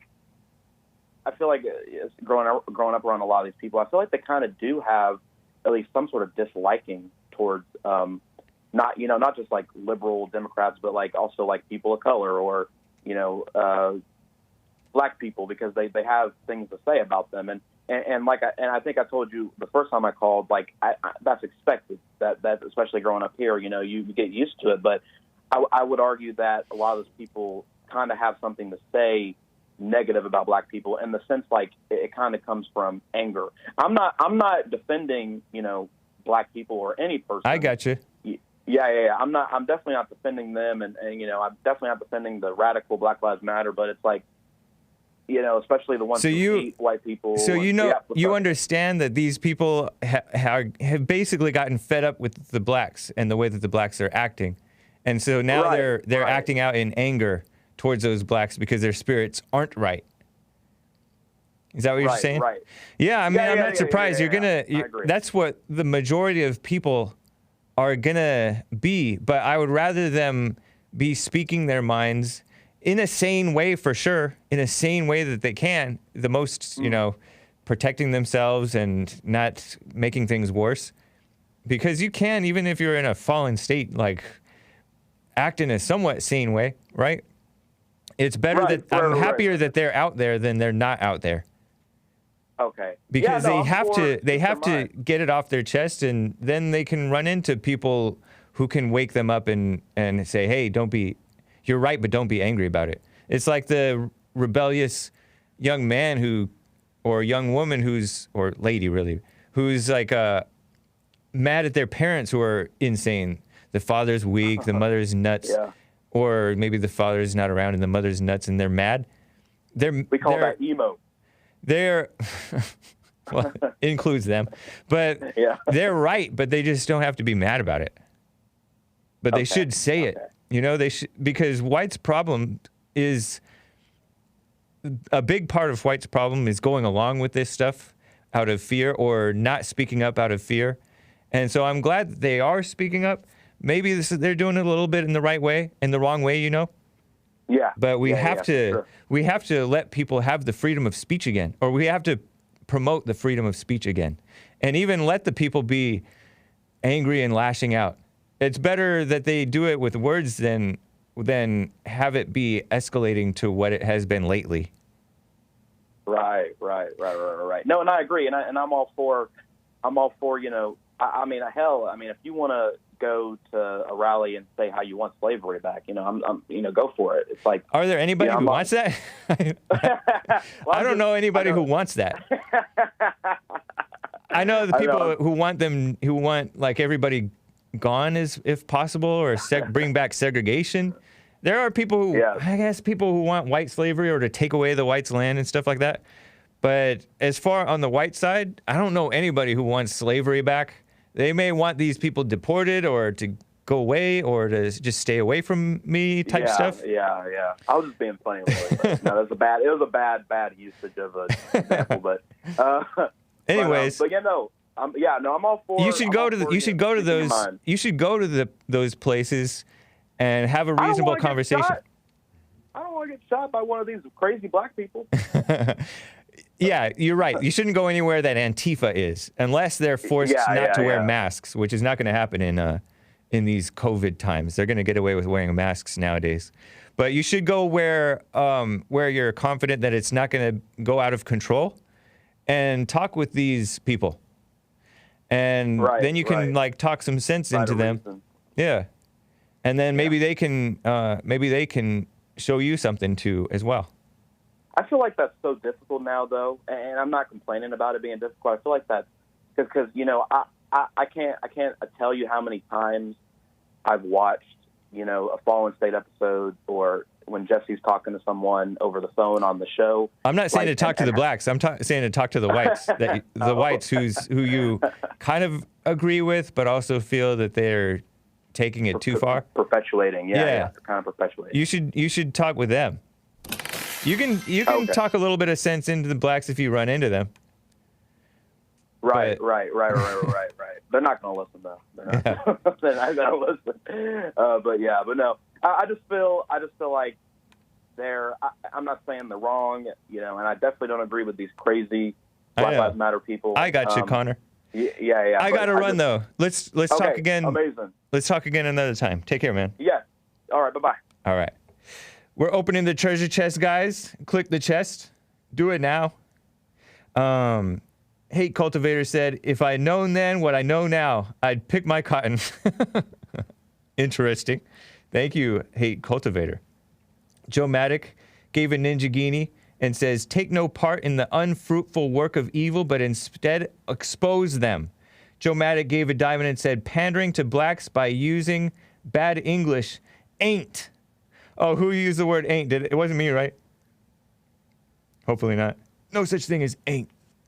Hydro PX gave a diamond and said, bit busy today, missed the show, hope all is well. And Beers over on Periscope said, great show, I have to run. Have a good day, bud. Thank you, man. You too. Thank you to Asmodor, Joe Maddock, Noah's Ark, Kansas, and Chabot, Hate Cultivator, DJ Hardmouse, Cuban Fury, Hydro PX, Mr. Bohannon, Army Ann, and thank you to Asmodor for another diamond. Appreciate you guys. By the way, I got to read some streamlabs.com/the Hake Report. King Alpha Nerd says, Hake, there is actually a micro generation between Gen X and millennials called Exennials. According to research, members of Generation X were born between 65 and 80, and millennials were born between 81 and 96. Exennials were between 77 and 83. So we're just two-timing. Nonsense. Cope, I'm a zillennial. See, I'm a zillennial. With an X. You were born in 83, Nick? I don't think so. 77. Yeah, see, I was born in 81. And all this time until senior year of high school, until I read that textbook. I'm not talking about, micro cohort between Zoomer and Millennial. Oh, okay. Hot Computer Smell gave a super chat and said, Earl may drop Spanish and start learning Hindi from Kamala. Love. By the way, I know I got a lot of first-time callers on the line and Bible Go-To Guy. Real quick, let me read this to you guys. I don't know if I'm going to be able to get to your callers, but if you want to hang on, you're welcome to. Left versus right battle in Michigan. I have pictures of this fake Reverend Nathan Dannison, a white liberal, wolf in sheep's clothing pastor of First Congregational Church in Kalamazoo, Michigan, right? And there were Proud Boys holding a rally. I think they had the right to rally. I mean, they have the right to rally, right? They may have gotten a permit, although that seems to be up in the air, because the deputy city manager of Kalamazoo, Jeff Chamberlain, released a statement from the city Thursday saying, bigotry and hatred in any form are not acceptable in Kalamazoo, nor is violence, and the city is prepared to act quickly if necessary.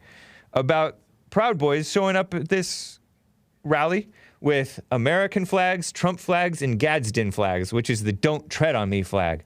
But the far-left outlet, The Sun, calls it the Gadsden flag is a flag with a yellow field depicting a timber rattlesnake coiled and ready to strike. But it just says, don't tread on me. And this black guy, Samuel Robinson, says Antifa was there, which they were, and they got into fights, and there were blacks fighting too against these Proud Boys guys. Proud Boys are the very centrist. They love Western civilization. They like family. They like men being men and not getting into pornography and all that mess, that sick, disgusting stuff. They want a return to traditional values. Traditional values are, there is wisdom in tradition that the evil people just want to throw away. Look at this Drudge headline. That was the headline back in yesterday and Sunday. Crazy, just Antifa violence. But they're the disgusting outlet, The Sun, the group of conservatives, they called them far right, were carrying these things. On Friday, a vigilant anti-fascist action post. Look at this guy. This is the pastor. I don't think he's a normal white, but he's supposed to be a Christian, but he's not. He's a fake pastor. There he is, looking a little bit younger, shorter haired. But he's supporting Antifa, but he wants nonviolence, right?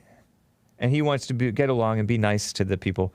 But Antifa posted on social media that Proud Boys were from out of town on their way to Kalamazoo. And ordinarily, Antifa are the out-of-towners. Proud Boys, no matter where they're from, they have the right to assemble peacefully. This is America. But this same group first posted about the pro-fascism rally. This is The Sun calling the Proud Boys, I guess, pro-fascism. What the heck are you talking about? The Sun credulously calls, and credulous means jumping at the chance to just believe anything Antifa says. Stupid. And actually, you know, that's what the mainstream media is, right? Just credulous about anything that evil people say. We're supposed to have a pro-fascism rally in Kalamazoo, Michigan, July 27th. They claim a white nationalist was caught on camera punching a black man in the face. It was a fight. It was fights. It was brawling. And thankfully, Proud Boys don't back down from a fight. Of course, it gets them in trouble. Maybe they should stay away from this mess. Because these people are just pure evil. But what are you supposed to do? I don't know. Asmodor gave a dime and said she didn't act quick when hateful Antifa attacked. Interesting. And thank you guys for the support. Sorry to Rudy and the rest of the callers. I cannot get to you. We got to go. It's the end of the show. TheHakeReport.com/show for my stuff. JesseLeePeterson.com/show for Jesse stuff. RebuildingTheMan.com/church for the Bond stuff. Actually, if you go to RebuildingTheMan.com and scroll down, you can also see the blog post for what's that singer? That guy, his granddaughter, Bob Marley's granddaughter. Very nice segment on the Jesse Lee Peterson Show. Take care, guys. Selah. Bye.